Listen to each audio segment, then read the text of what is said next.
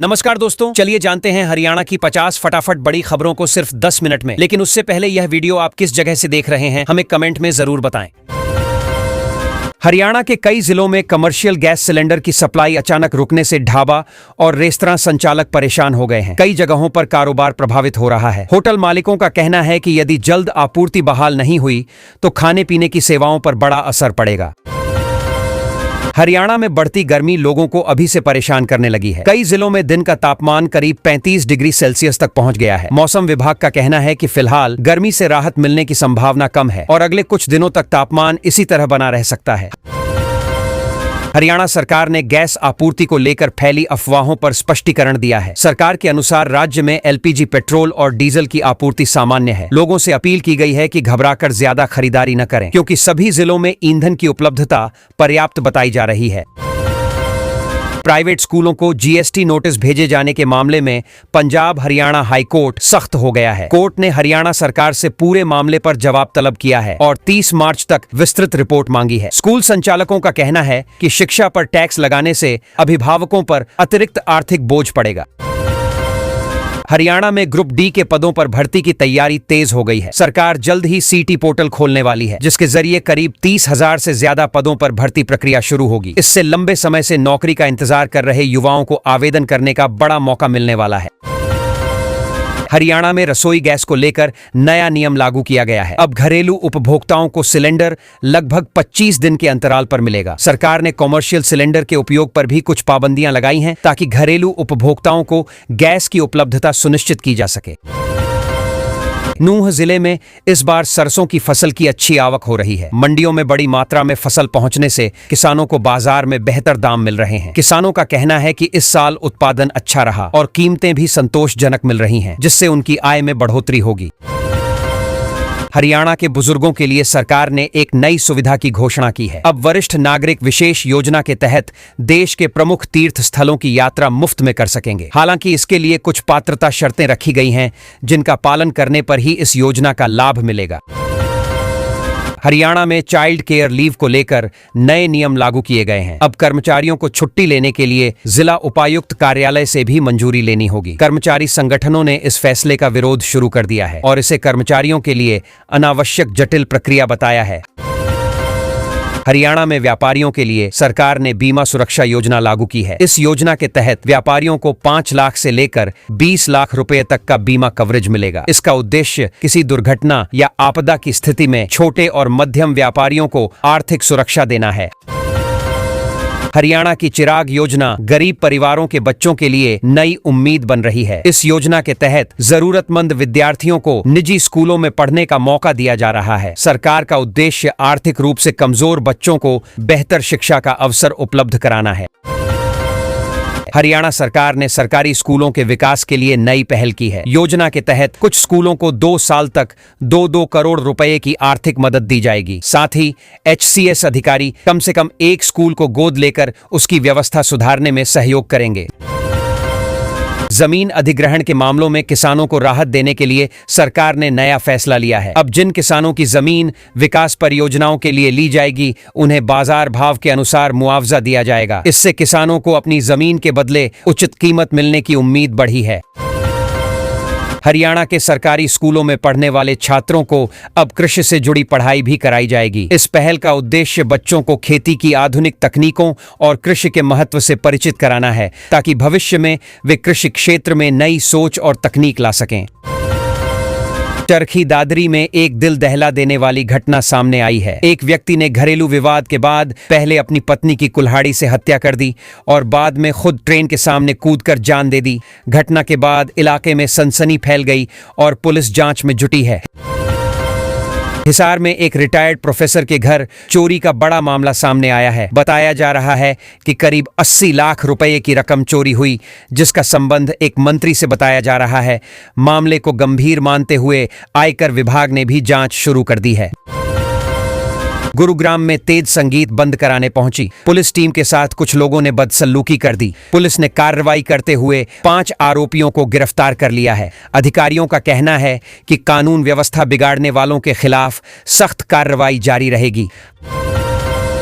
हरियाणा सरकार ने पुलिस अधिकारियों के खिलाफ आने वाली शिकायतों के निपटारे के लिए नया निर्देश जारी किया है। अब ऐसी शिकायतों की जांच में देरी नहीं होगी और 6 महीने के भीतर कार्रवाई सुनिश्चित करने का लक्ष्य तय किया गया है। पानीपत के समालखा में राष्ट्रीय स्वयंसेवक संघ की एक महत्वपूर्ण बैठक शुरू हुई है। इसमें कई प्रमुख पदाधिकारी शामिल हो रहे हैं। बैठक में संघ के सरसंघ चालक मोहन भागवत भी पहुंचे हैं और 13 से 15 मार्च तक विभिन्न विषयों पर चर्चा और मंथन किया जाएगा। फरीदाबाद के कॉलेजों में शिक्षा की गुणवत्ता सुधारने के लिए सरकार ने कदम उठाया है। यहां 10 नए प्रोफेसरों की नियुक्ति की जाएगी। अधिकारियों का कहना है कि इससे छात्रों को बेहतर पढ़ाई का माहौल मिलेगा और कॉलेजों में शिक्षण व्यवस्था मजबूत होगी।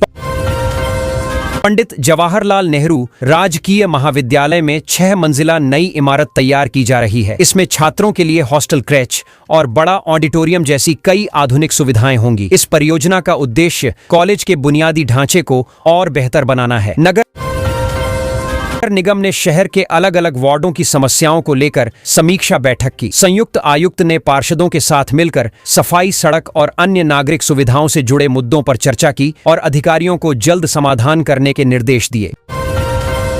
गुरुग्राम रेलवे स्टेशन को मेट्रो नेटवर्क से जोड़ने की योजना पर विचार किया जा रहा है। इसके लिए 3 अलग अलग विकल्पों पर चर्चा हो रही है। यदि योजना को मंजूरी मिलती है तो मिलेनियम सिटी के यात्रियों को परिवहन की बेहतर और तेज सुविधा मिल सकेगी।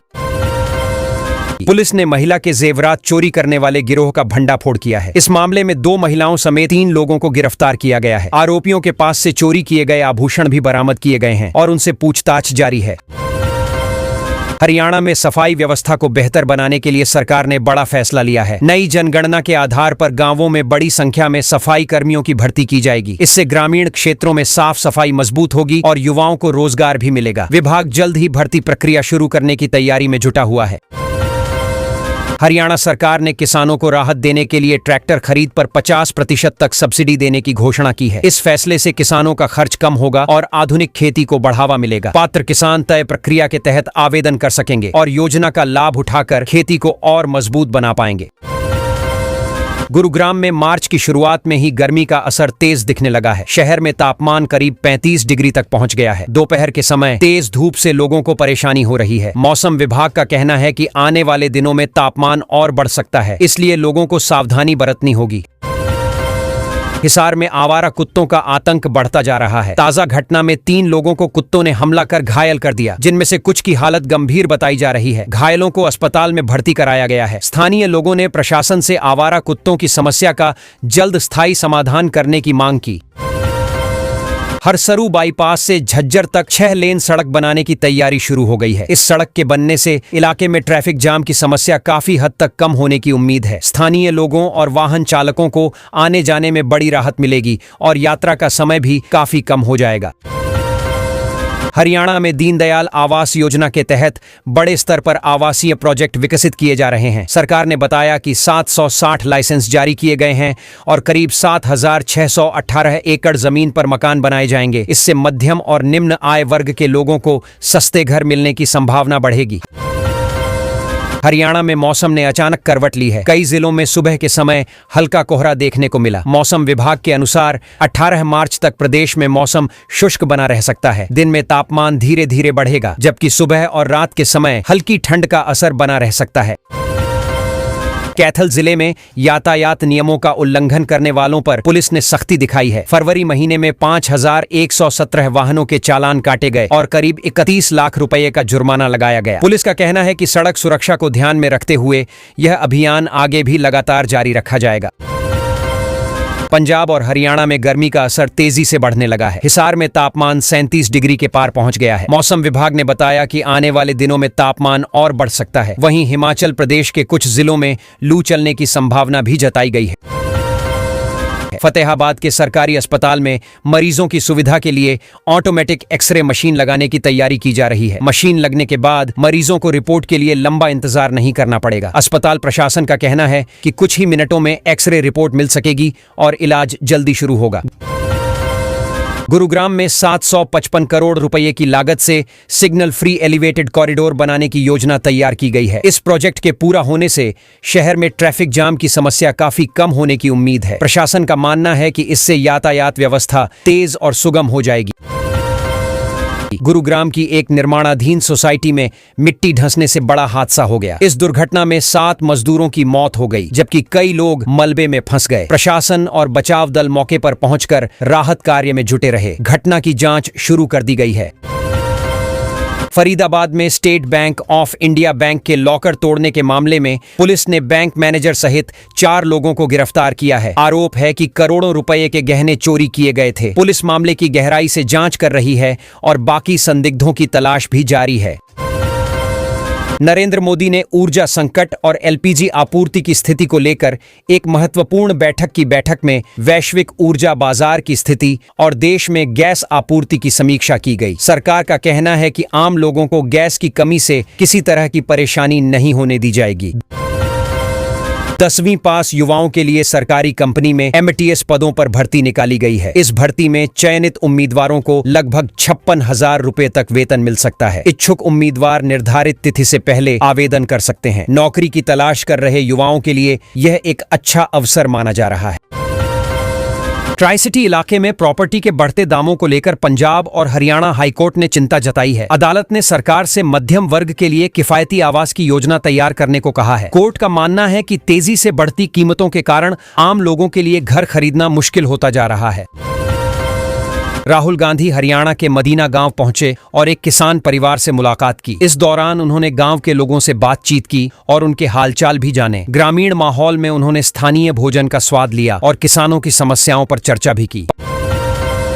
पंजाब और हरियाणा हाईकोर्ट के जजों ने अदालत में आर्टिफिशियल इंटेलिजेंस के इस्तेमाल को लेकर चेतावनी दी है। उन्होंने कहा कि वकीलों को एआई से मिली जानकारी बिना जांचे अदालत में पेश नहीं करनी चाहिए। अदालत ने स्पष्ट किया कि तकनीक का उपयोग जिम्मेदारी और सावधानी के साथ करना जरूरी है।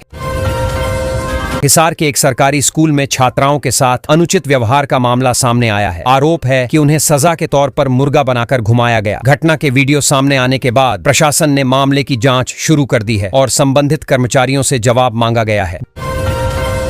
गुरुग्राम में महिलाओं के लिए एक भी पिंक शौचालय नहीं होने की बात सामने आई है। इस मुद्दे को लेकर सामाजिक संगठनों ने चिंता जताई है। उनका कहना है कि महिलाओं की सुविधा और सुरक्षा के लिए सार्वजनिक स्थानों पर अलग और सुरक्षित शौचालयों की व्यवस्था करना बेहद जरूरी है। एक मामले में पंजाब और हरियाणा हाईकोर्ट ने आरोपी को अग्रिम जमानत देने से इनकार कर दिया। आरोप है कि एक युवक के सिर के बाल मुंडवाकर उस पर "मैं चोर हूं" लिख दिया गया था। बाद में उसकी मौत हो गई। अदालत ने मामले को गंभीर बताते हुए सख्त रुख अपनाया है। फतेहाबाद में माकपा ने आक्रोश रैली की तैयारी शुरू कर दी है। पार्टी कार्यकर्ता गांव-गांव जाकर जनसंपर्क अभियान चलाएंगे और लोगों को रैली में शामिल होने के लिए प्रेरित करेंगे। इसके तहत कई गांवों में जनसभाएं आयोजित की जाएंगी, जहां स्थानीय मुद्दों पर चर्चा भी की जाएगी। श्री खाटू श्याम मंदिर में 37वां वार्षिक उत्सव बड़े धूमधाम से मनाया जा रहा है। इस मौके पर दूर दूर से श्रद्धालु मंदिर पहुंच रहे हैं। पूरे क्षेत्र में भक्ति का माहौल बना हुआ है और विभिन्न धार्मिक कार्यक्रमों के साथ भजन कीर्तन भी लगातार आयोजित किए जा रहे हैं। हरियाणा की बेटी इशिता सांगवान जल्द ही लड़ाकू विमान उड़ाकर इतिहास रचने जा रही हैं। वह भारतीय वायुसेना में इस उपलब्धि को हासिल करने वाली प्रदेश की प्रमुख महिला पायलटों में शामिल होंगी। उनकी इस उपलब्धि से पूरे राज्य में गर्व और उत्साह का माहौल देखने को मिल रहा है। गुरुग्राम में थार गाड़ी में सवार 2 युवकों ने सड़क पर तलवार लहराकर लोगों में दहशत फैलाने की कोशिश की। पुलिस ने तुरंत कार्रवाई करते हुए दोनों को गिरफ्तार कर लिया। वाहन भी जब्त कर लिया गया है और युवकों से पूछताछ कर आगे की कार्रवाई की जा रही है। हरियाणा में दीनदयाल आवास योजना के तहत बड़े पैमाने पर आवासीय विकास किया जा रहा है। सरकार ने बताया कि अब तक 760 लाइसेंस जारी किए जा चुके हैं और करीब 7,618 एकड़ जमीन पर कॉलोनियां विकसित की जा रही हैं। इसका मकसद मध्यम वर्ग और आम लोगों को सस्ती दरों पर घर उपलब्ध कराना है। हरियाणा सरकार ने नए बजट में ग्रामीण विकास और स्वास्थ्य सुविधाओं को मजबूत करने पर जोर दिया है। महाग्राम योजना को आगे बढ़ाने के साथ कई क्षेत्रों में 300 बेड के आधुनिक अस्पताल बनाने की तैयारी है। साथ ही राज्य में एयर कनेक्टिविटी बढ़ाने के लिए नए हवाई मार्ग और सुविधाओं के विस्तार की योजना बनाई गई है। हरियाणा में बिजली बिलिंग से जुड़े एक पुराने विवाद में महत्वपूर्ण फैसला सामने आया है। हरियाणा विद्युत विनियामक आयोग ने यूनिटेक के खिलाफ अपने पहले दिए गए आदेश को लागू कराने की याचिका मंजूर कर ली है। अब संबंधित विभाग को निर्देश दिए गए हैं कि उपभोक्ताओं के हित में तय आदेशों को लागू किया जाए। गुरुग्राम में शहर की सार्वजनिक परिवहन व्यवस्था को आधुनिक बनाने की दिशा में बड़ा कदम उठाया जा रहा है। यहां पहला इलेक्ट्रिक बस डिपो तेजी से तैयार किया जा रहा है, जो मई तक पूरा होने की उम्मीद है। इसके बाद शहर में लगभग 200 इलेक्ट्रिक बसें चलाने की योजना है, जिससे प्रदूषण भी कम होगा। हरियाणा में मौसम ने अचानक करवट ले ली है। पिछले कुछ दिनों में तापमान तेजी से बढ़ा है और यह सामान्य से ऊपर पहुंच गया है। धूप के तेवर तेज होने लगे हैं, जिससे दिन में गर्मी का एहसास बढ़ रहा है। मौसम विभाग का कहना है कि आने वाले दिनों में तापमान और बढ़ सकता है। हरियाणा सरकार ने स्पष्ट किया है कि पात्र लाभार्थियों की पेंशन किसी भी हालत में बंद नहीं की जाएगी। इसके लिए हर जिले में जिला स्तरीय कमेटियां बनाई गई हैं, जो पेंशन से जुड़े विवादों की जांच करेंगी। अगर किसी बुजुर्ग या जरूरतमंद की पेंशन रुकी है, तो कमेटी उसकी जांच करके तुरंत समाधान करेगी। दिल्ली में मार्च की शुरुआत में ही तापमान करीब 34 डिग्री तक पहुंच गया है, जिससे बिजली की मांग भी तेजी से बढ़ने लगी है। ऊर्जा विभाग का अनुमान है कि इस साल भीषण गर्मी के दौरान राजधानी में बिजली की मांग 9000 मेगावाट से भी ज्यादा हो सकती है। इसलिए तैयारियां तेज कर दी गई हैं। एक रिपोर्ट में सामने आया है कि भीषण गर्मी से प्रभावित देशों की सूची में भारत सबसे ऊपर माना जा रहा है। वैज्ञानिकों का कहना है कि अगर हालात ऐसे ही रहे तो साल 2050 तक तापमान और गर्मी की स्थिति काफी गंभीर हो सकती है, जिससे लोगों के जीवन और खेती पर बड़ा असर पड़ सकता है। हरियाणा के एक सरकारी स्कूल में शिक्षिका के साथ छेड़छाड़ का मामला सामने आया है। बताया जा रहा है कि आरोपी भी उसी स्कूल का शिक्षक था। जब शिक्षिका के पति को इसकी जानकारी मिली और वे स्कूल पहुंचे, तो आरोपी वहां से भाग निकला। फिलहाल मामले की जांच की जा रही है। स्टेट बैंक ऑफ इंडिया की एक शाखा में बड़ी चोरी की घटना सामने आई है, जहां करीब 20 लॉकर तोड़ दिए गए मामले में बैंक के एक वेंडर ने आरोप लगाया है कि यह काम मैनेजर के कहने पर कराया गया था और इसके लिए 50,000 रुपए दिए गए थे। जांच में सीसीटीवी रिकॉर्डिंग भी नहीं मिली है। हरियाणा सरकार ने कर्मचारियों के लिए बड़ा फैसला लिया है। 15 अगस्त 2024 से पहले जिनकी सेवा के 5 साल पूरे हो चुके हैं, उन्हें सेवानिवृत्ति तक नौकरी की गारंटी दी जाएगी। सरकार का कहना है, इससे कर्मचारियों को स्थिरता और विभागों को अनुभवी स्टाफ मिलता रहेगा। लंबे समय तक आगे भी सस्ते सोने का लालच एक व्यक्ति को महंगा पड़ गया। हिसार के रहने वाले शख्स को आगरा के ठगों ने जमीन से निकला सोना बताकर फंसाया और लाखों रुपए ऐंठ लिए। बाद में पता चला कि सोना नकली था। तब पीड़ित ने पुलिस में शिकायत देकर कार्रवाई की मांग की।